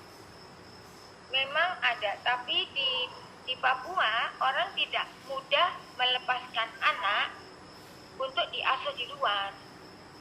Ini juga membuat mereka, mungkin papa mama menjadi sangat khawatir, kecuali bahwa kita tinggal di Jayapura atau di situ ya. Tapi kalau dibawa keluar yang jauh ke Jakarta, ke mana-mana gitu, mungkin tidak mudah buat orang tua Papua melepaskan anaknya. Mungkin foster parents plan yang dulu dibuat oleh Amerika untuk anak-anak korban G13 PKI waktu itu mereka susah, foster parents plan ini usulan saya sebaiknya dibuat oleh pemerintah daerah, pemerintah provinsi, ya.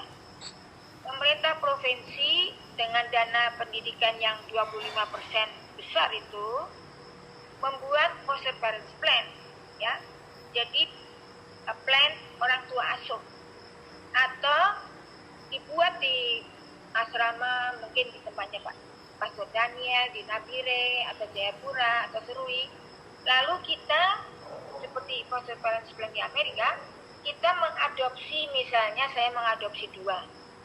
Itu mengirim uang untuk anak-anak itu, sekolahnya, ininya, semua, dan berkomunikasi dengan mereka. Zaman dulu di proyek foster parents plan juga orang menulis surat, tapi zaman sekarang kita bisa bicara dengan Skype, ya, bisa langsung bicara dengan anak-anak asuh kita yang kita pilih. Sangat bagus juga pendapat dari Ibu Adriani, ya, untuk melakukan foster parents plan. Nah, ini mungkin agennya itu lebih baik pemerintah daerah atau gereja. Misalnya gereja Kingmi atau gereja Gidi mempunyai anak-anak usia sekolah, taruhlah yang umur 6 tahun sampai umur 15 tahun, itu 20 orang. Lalu ditawarkan ke kita, lalu kita mengambil, saya mengambil 2, Ibu mengambil 2, ini 2. Kita membiayai mereka dengan catatan masukkan mereka ke sekolah yang serius. Bagus juga ini proyek ini. Terima kasih. Oke, Mama. Terima kasih atas penjelasannya. Mungkin kita akan langsung masuk ke ada yang mau bertanya, mungkin mulai dari Kak Alosia. Langsung saja pertanyaannya ya, Kak. Ini bukan pertanyaan sih, lebih ke menggarisbawahi ke Ibu yang disampaikan oleh Ibu Dirjen tadi, bahwa Tidak dengar. Membuat konferensi pendidikan. Kurang jelas suaranya, maaf. Oh, kurang jelas. Iya, terima kasih.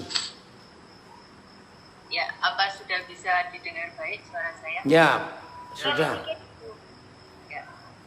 Nah, saya ulang kembali. Terima kasih. Jadi menggarisbawahi yang disampaikan oleh Bu Dirjen tadi itu, bahwa kita perlu membentuk forum diskusi begitu ya untuk para pendidik di Papua ini, karena sebetulnya mungkin ada yang sudah melaksanakan pengelola pendidikan Papua Barat itu kan sangat besar, sangat luas. Hanya kita itu tidak pernah bertemu, jadi kita tidak bisa lagi praktik baik yang sudah kita laksanakan. Ini perlu saya pikir perlu forum, perlu ya sederhananya kita kumpul ngobrol-ngobrol gitu, lalu berbagi, saling belajar. Ya, harapannya itu dari forum itu bisa digunakan mengembangkan pola pendidikan yang kontekstual untuk Papua.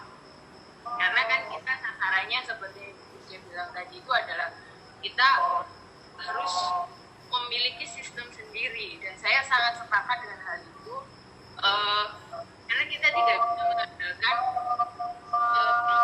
Papua ini menggunakan pola pendidikan dan sistem pendidikan nasional Indonesia secara general begitu ya. Itu terlalu naif kalau buat saya. Nah, jadi saya sangat sepakat, dan saya berharap sih mungkin Kak Rudi kan di Research and Development ya bisa juga memulai gitu loh sebagai inisiator gitu, membuat forum untuk para pendidik di Papua supaya bisa saling belajar dulu, paling tidak berbagi praktik.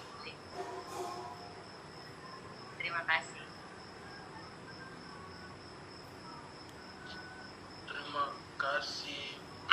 Terima kasih Kakak Alusia untuk sedikit penjelasannya Kak.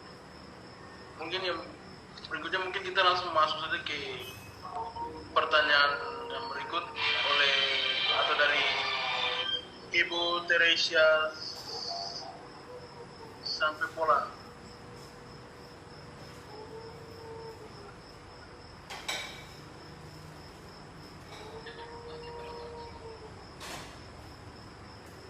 Mungkin untuk Ibu Teresia bisa.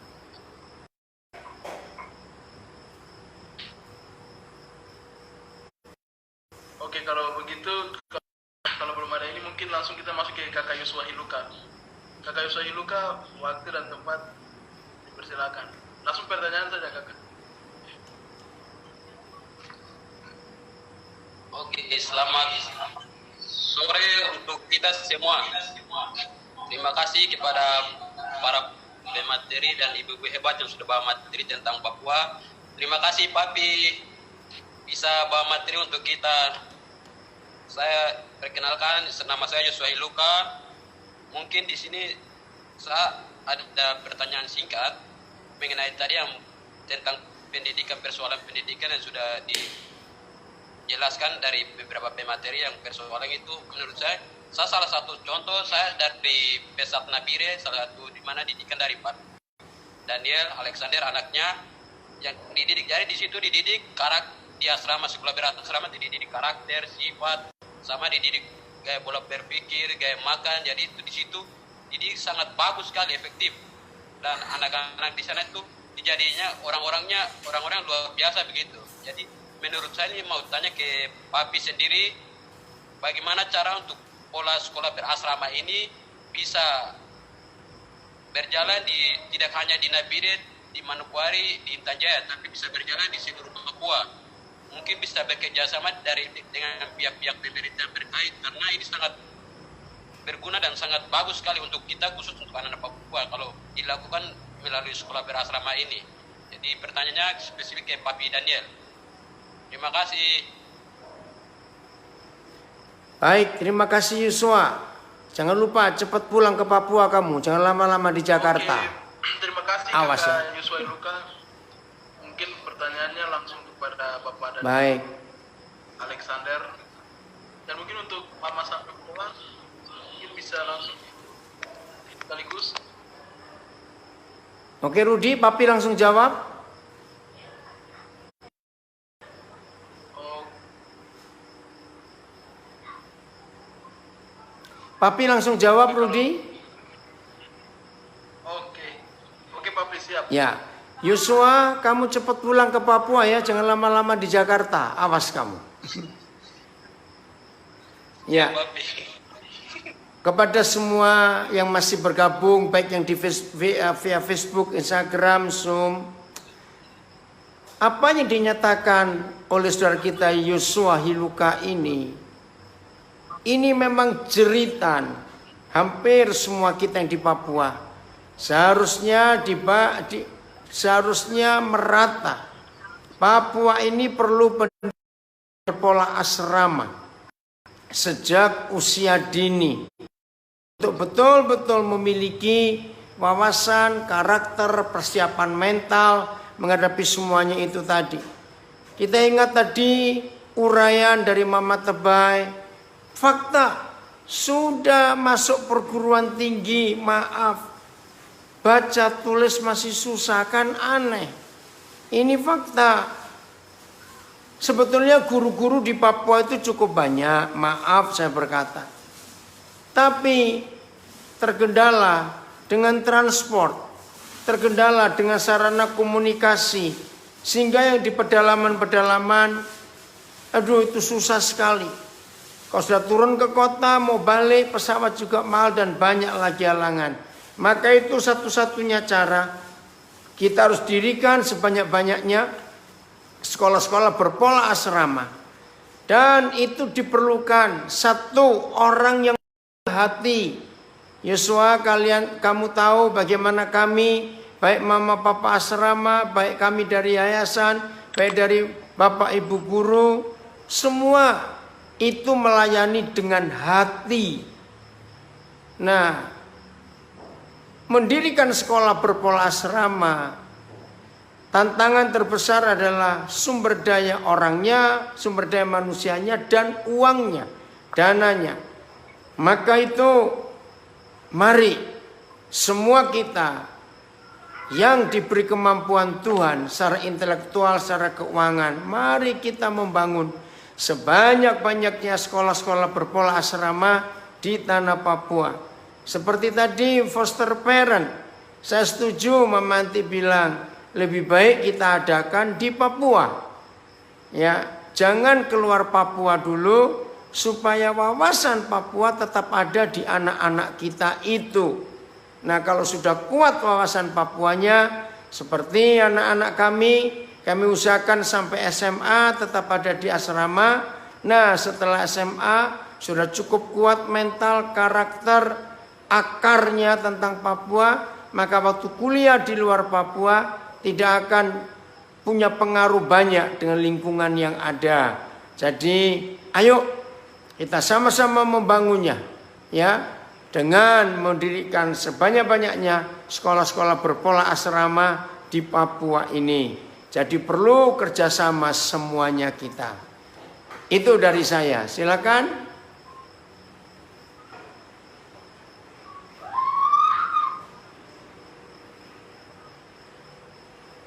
Baik, terima kasih Bapak Daniel yang sudah sedikit menjelaskan mengenai sistem asrama, sistem pendidikan berpola asrama di tanah Papua. Ya, mungkin di sini yang berikut itu adalah Mama Tempulan, tapi di sini saya tidak bisa menemukan chat untuk apa pertanyaannya, jadi mungkin Mama bisa langsung aja pakai mic-nya dikasih voice.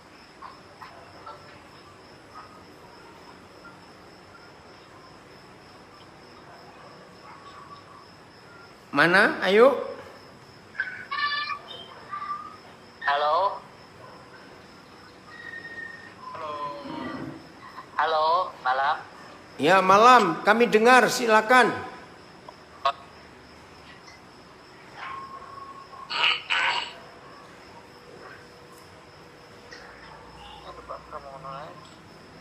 Silakan Bapak Jimmy, sudah dengar suaranya. Oke, selamat malam semua. Selamat malam. Saya Bapak Jimmy Pontoan. Saya sekarang bekerja di Sekolah Asrama Taruna Papua Timika. Saya berasal dari Yayasan Pendidikan Lokon di Tomohon, Manado, yang sejak 2003 sudah mendidik, membina siswa-siswa asal Angume Kamoro dan 5 suku kekerabatan di Timika di sebuah sekolah berasrama. Dan saat ini kami sudah hadir di Sekolah Taruna Papua, mengelola Sekolah Berasrama Taruna Papua. Saat ini sekitar 700 siswa SD maupun SMP dengan pola hidup berasrama. Jadi yang saya ingin sharingkan sekaligus sampaikan bahwa sebuah sekolah berasrama memang 6 kali lebih sulit dari sekolah bukan berasrama. Nah, kami di sini, kami datang itu terutama betapa pentingnya melibatkan putra-putra daerah, anak-anak muda suku Angume Kamoro dan 5 suku kekerabatan dalam pola pembinaan di asrama maupun di sekolah. Kami datang, sebelumnya hanya 60% anak Papua, khususnya Angume Kamoro, menjadi pembina, menjadi guru, menjadi tukang masak, menjadi staf di sini. Sekarang sudah sekitar 46%. Saya kira ini sebuah modal sosial yang harus ditanamkan di sebuah sekolah berasrama, sehingga budaya itu adalah suatu berkat dan bukan sebuah harus yang dipertentangkan. Tapi bagaimana di sebuah berasrama anak-anak tampil dengan kesukuannya yang otentik. Anak Amume Kamoro tidak boleh dia hilang dia punya suku, tetapi dengan pendidikan yang berbasis hati, dia menemukan keunikannya, tapi mereka dipersatukan oleh hati yang sama, hati dan perasaan sebagai anak Papua Amume Kamoro yang mempunyai cita-cita untuk mendirikan peradaban yang bermutu di tanahnya sendiri. Jadi saya kira persoalan budaya kita tidak perlu mempertentangkan itu suku mana, gunung, lembah atau pesisir. Yang pokok adalah kita harus mengangkat karakter-karakter di mana dia ada. Jadi Injil bukan datang untuk menghapus semua suku atau peradaban, tapi dia menerangi bahwa ini adalah anak yang punya karakter gunung, ini adalah anak yang mempunyai karakter pesisir. Itu adalah kekayaan yang akan membuat sebuah pendidikan yang integral, holistik. Kalau kita hanya melihat dari sisi Injil, maka kita tidak utuh orangnya. Sebab pendidikan harus sosial, kuatnya kuat, kepribadiannya kuat, karakter pribadinya kuat, tapi juga dia menghargai apa yang dia punya sejak dia lahir. Ya, itu salah satu bahan diskusi, bisa ditanggapi, bisa juga sebagai sharing saja dari kami yang juga sudah 18 tahun mendidik, mendampingi baik di luar Papua maupun sekarang di dalam Papua sendiri. Terima kasih semua pembicara yang hebat-hebat, dari Bapak Daniel Pendeta, Ibu dari Jendrawasih, dan juga Ibu Anti yang sudah men-sharingkan pengalaman yang luar biasa dari barat sampai ke Merauke sana. Terima kasih. Oke, Bapak Jimmy Pontuan, terima kasih banyak atas sedikit diskusinya. Kiranya Tuhan memberkati pelayanan Bapak. Mungkin saya langsung saja, di sini saya sudah dapat pertanyaan dari Teresa sampai Poland. Jadi pertanyaan ini khusus buat Mama Vince yang menguraikan 10 hal yang sangat mempengaruhi sumber daya manusia yang ada di Papua, terutama guru yang kalau saya tidak salah dengar, guru mengajar hanya mencari makan. Hal ini sangat fatal untuk sumber daya manusia. Untuk hal ini, apa yang Ibu harus lakukan sehingga hal ini bisa teratasi? Jadi pertanyaannya itu, untuk hal ini apa yang bisa dilakukan sehingga bisa diatasi? Mungkin untuk Mama Vince, waktu saya persilakan.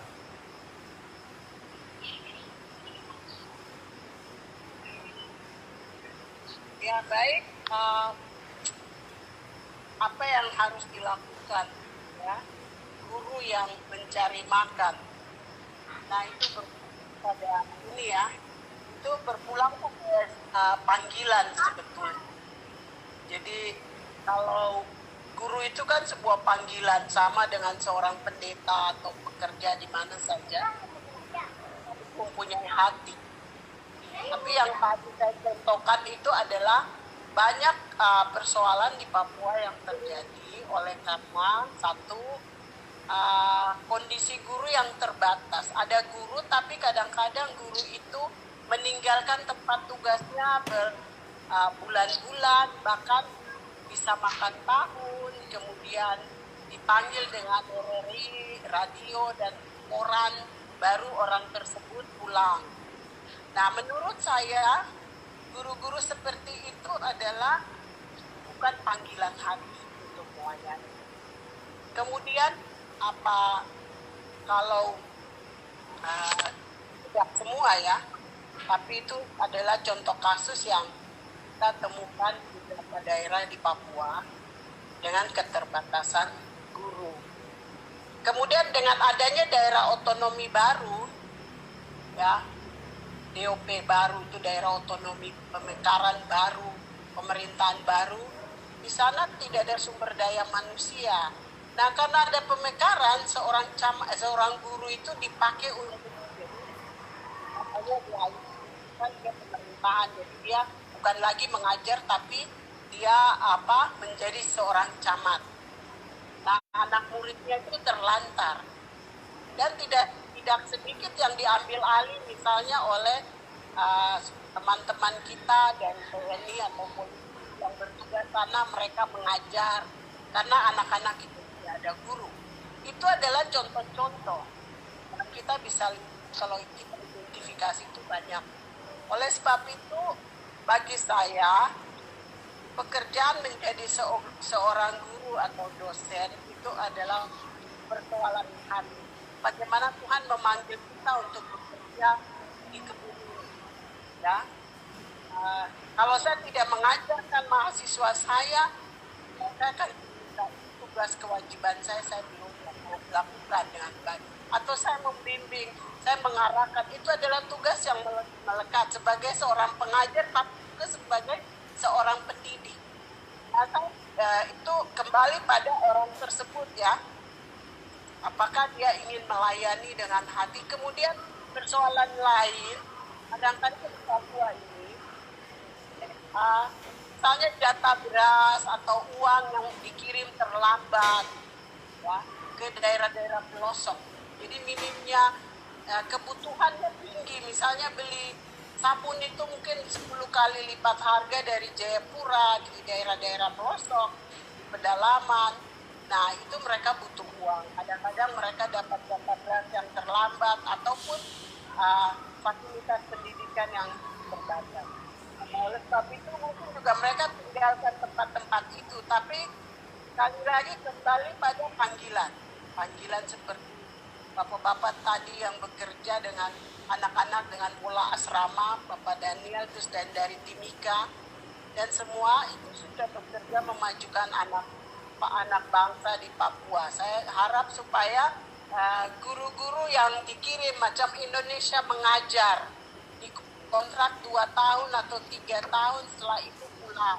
Nah, mungkin juga kita harus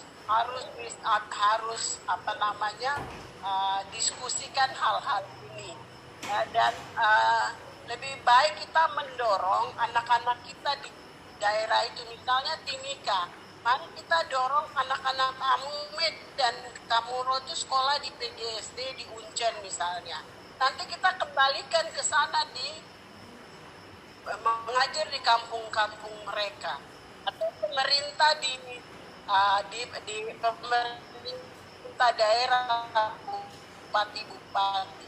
Mereka bikinlah sekolah PGSD misalkan S1 dibiayai oleh Pemda setempat, meningkatkan kompetensi guru. Nah, itu yang mungkin saya bisa jawab. Sekali lagi kembali pada panggilan hati ya.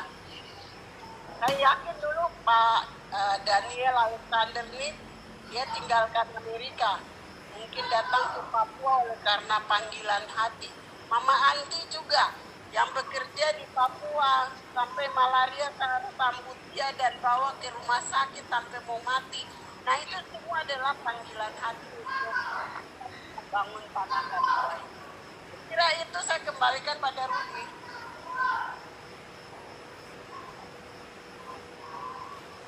Oke Mama, terima kasih atas penjelasan Mama mengenai tenaga pendidik di Papua. Jadi itu kembali lagi kepada tenaga pendidik tersebut, apakah dari panggilan hati atau tidak. Baik, terima kasih. Mungkin diskusi kita hari ini sampai di sini. Oh, sayang sekali. Moderator, apakah saya bisa minta waktu sebentar, Kak? Oke, mungkin langsung kalau mau pertanyaan. Baik, terima kasih Adik Moderator. Perkenalkan diri, nama saya Abi Uri Pramono. Pertama-tama saya mengucapkan terima kasih kepada Ibu Anti yang sudah mengundang saya dalam forum yang sangat penting ini. Lebih penting dibandingkan membicarakan Papua dari segi politik. Saya adalah penulis buku Papua Barat, Sosial Budaya Papua Barat. Salam hormat saya pertama untuk Bapak Pendeta Daniel dan Ibu Tebai.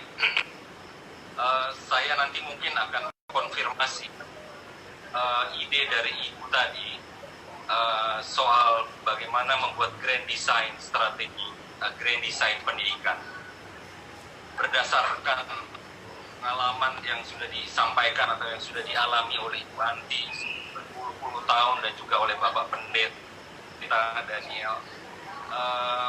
Ketika saya tadi mendengar cerita Pendeta Bapak Daniel, saya teringat pada apa yang sudah dilakukan pada tahun kira-kira 1925 oleh Bapak Pendeta Isaac Samuel Kane ya di Teluk Wondama.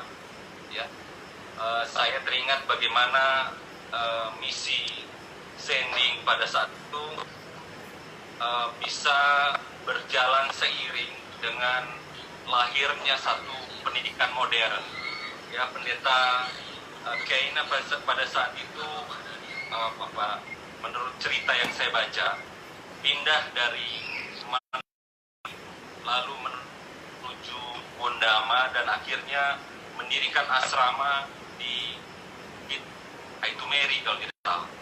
Nah, mungkin dalam hal ini sejarah atau apa yang sudah dilakukan oleh para bisa diambil sebagai satu evaluasi atau satu yang bisa ditarik dari awal mulainya pendidikan berpola asrama sampai sekarang yang sudah dilakukan oleh Bapak Daniel, ya, dalam rangka membuat grand design seperti yang tadi disampaikan oleh Ibu Tebai tadi, dan juga dari pengalaman yang sudah berpuluh-puluh tahun dilakukan oleh Ibu Anti. Nah, saya pikir mungkin dalam membuat satu grand design itu saya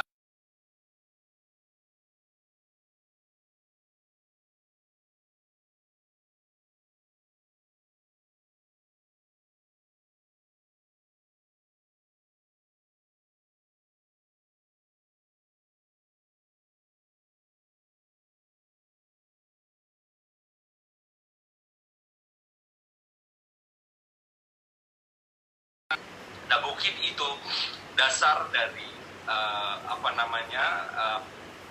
kalau kita mau membentuk satu grand design strategi, mungkin itu dulu ya fondasinya harus dilakukan bagaimana supaya antara SDA yang berkelimpahan ini tadi yang Bapak Daniel sudah sampaikan, dan saya sangat setuju sekali. Saya sudah menjelajah terutama di 13 kabupaten di Papua. Hasilnya memang luar biasa, baru Papua Barat saja, belum ke Papua secara keseluruhan. Itu sudah luar biasa. Bagaimana supaya sumber daya alam yang begitu berlimpah itu bisa diiringi atau bisa sejalan dengan pembangunan sumber daya manusia. Jadi artinya harus dibangun secara horizontal, tidak yang selama ini sifatnya vertikal, gitu ya. Jadi harus membangun satu hubungan yang harmonis gitu.